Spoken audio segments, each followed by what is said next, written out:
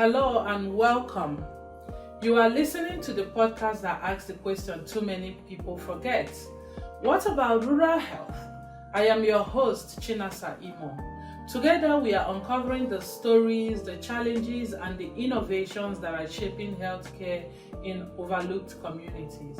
And today's episode is titled Bridging the Gap: Why Rural Health Needs Sustainable Funding. Why do rural health systems continue to remain chronically underfunded? Why are communities burdened with the task of surviving on pilot projects? And why are we having funding models that are never designed for long-term care and still expect them to hold rural healthcare together? Today's conversation is about bridging that gap. We would explore to understand why current funding mechanisms are failing rural communities. Without much ado, let me introduce you to my guest. Tariah is joining us today.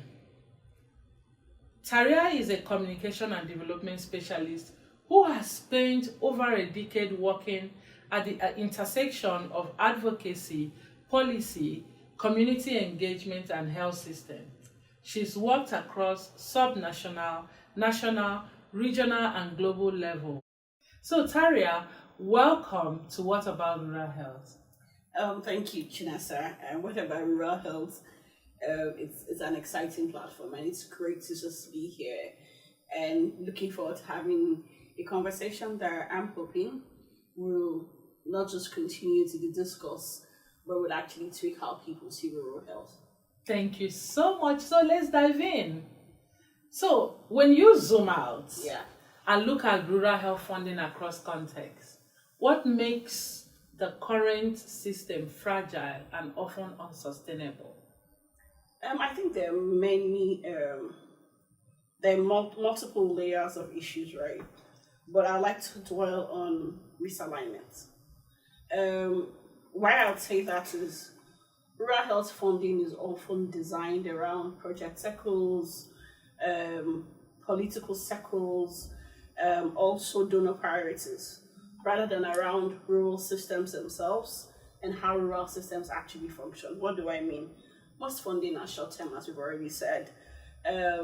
These short-term fundings are earmarked and they're activity-driven. They are not centered within the contextual issues that rural health faces, and so this is what causes the fragility in terms that it is designed to respond and not stabilize. So rural health continues way after the emergency. It's a day-to-day thing. So the way the funding is not designed to stabilize the system, it's designed to respond. And that is at the core of where the fragility in rural health comes in.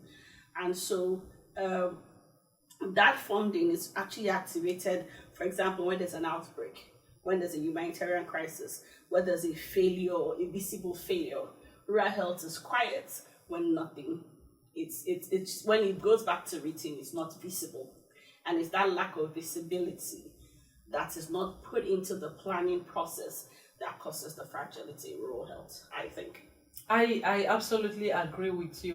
The question that I want to throw back to you is, if we know these things on ground, why do you think that rural health systems still continue to rely on this short-term or emergency funding?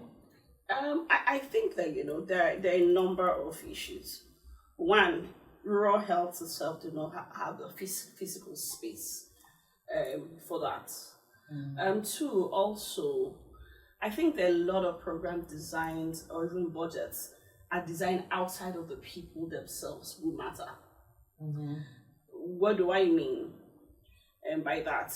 I mean that, for example, budgets are often planned annually, while rural health is daily and is ongoing.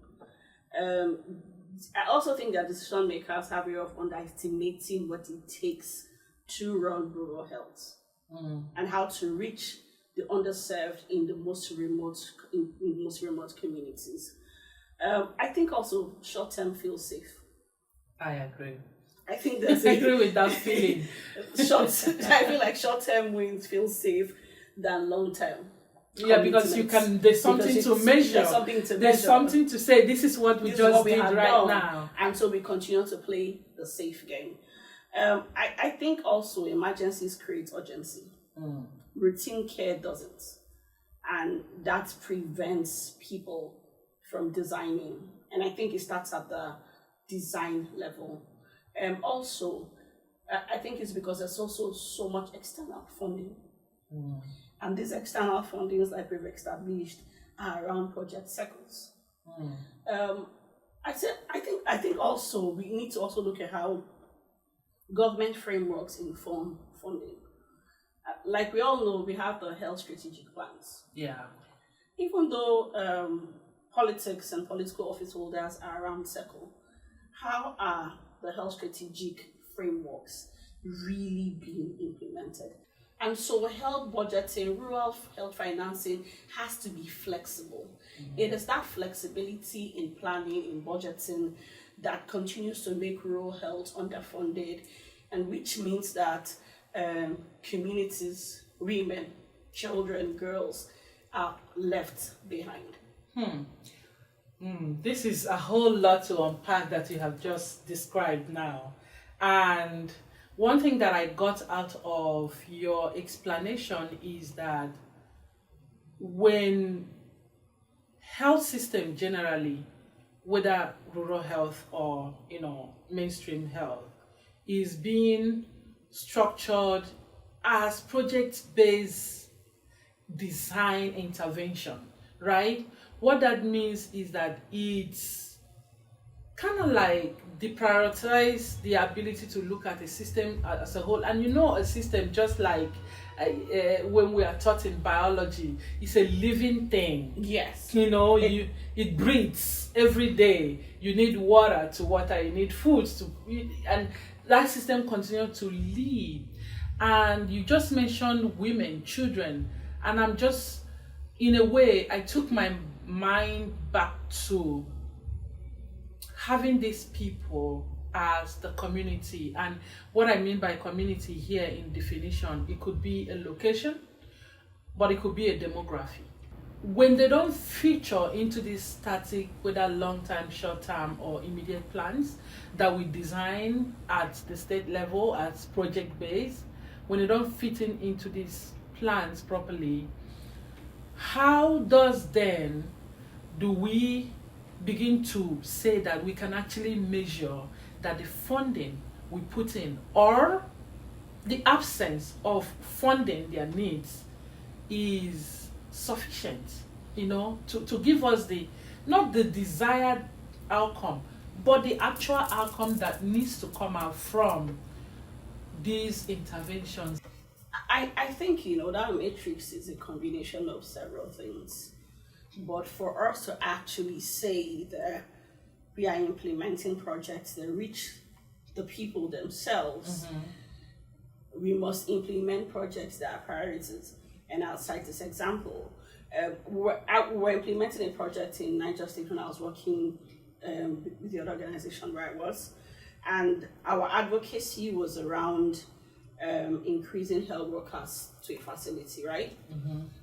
But when we spoke to the women, we realized that the biggest problem for them was that there was no water in that health facility, and that sometimes a pregnant woman is asked to come with her own keg of water. Oh my God. To a health facility, and that sort of was the biggest problem for the women in the community. But there we were advocating for more health workers to that health facilities. So you can see in this short story how misalignment, how not bringing the people themselves that you serve into project design. So we had done the advocacy, government had responded, we still did not see the numbers go up. And when the numbers were not going up, we had to ask the critical question of what really is the problem, if the health worker is there, if the facility is open. And then we realized that it was water. So for us to actually then say that we're reaching the people, we're not just ticking boxes, we're not just getting our project indicators or national indicators, we have to design projects that include women and voices and agency for women themselves to be a part of that process. So it's one thing to listen to people, it's one thing to hold those dialogues, but it's another thing for those conversations to translate into the actual design. I think we can only say the indicator for success, it is the impact it has on the people that it was designed for. It is not that we have marked some indicators, national indicators or not. The real indicator is the woman in that settlement that's got healthcare, that has access to quality healthcare. The real indicator is that child who received care and so is prevented from certain diseases. The real indicator is that a man can walk into a health facility and receive care. That is the real indicator. And so the only way we can actually say we're successful is to go back to the people and ask them the real question: are you satisfied with the health system? I agree. I remember, I think you were part of that mapping that we would needs assessment. We call it needs assessment and priority mapping. And I can remember we invited community leaders, youth. It was a whole, lot of exercise. And I'm not saying this with any resentment. Like, the community people were telling us exactly what they needed. The leader, we had the king, their local rural king. We had the women themselves, we have the youth, and we put them in work groups for them to map out exactly what they needed. But I will tell you for a fact that some of what they had told us got lost in translation.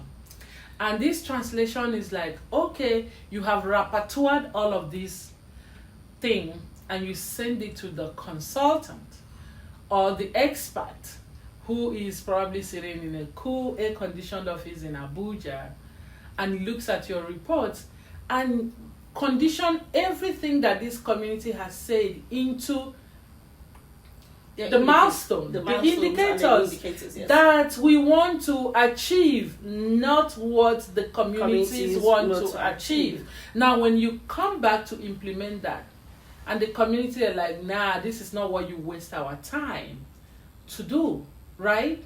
How do we then buy in to this when it's not reflecting our voice anymore? Yeah.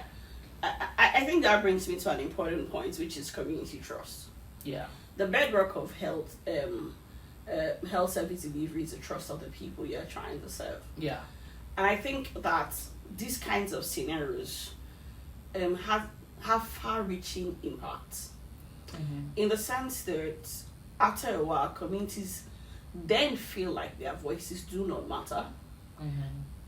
They come to this meeting out of courtesy if they come, and if there's honorarium, they probably just come, but they are not really participating anymore because they've seen 1, 2, 3 times where their voices did not really matter when it came to the real design, when it came to real decision making. Yeah. So the far-reaching impact, what I'm reflecting to here is the far-reaching impact of that sort of lack of participation and trust. So this is something that's done by one program, but is impacting another program. And it's going to impact those children, and it's going to go back again and impact probably another project. This is what happens when communities cannot trust the health system again. And I think that as program managers and as advocates in this space, we really need to actually think and sit back and think about what community trust is. I agree with you.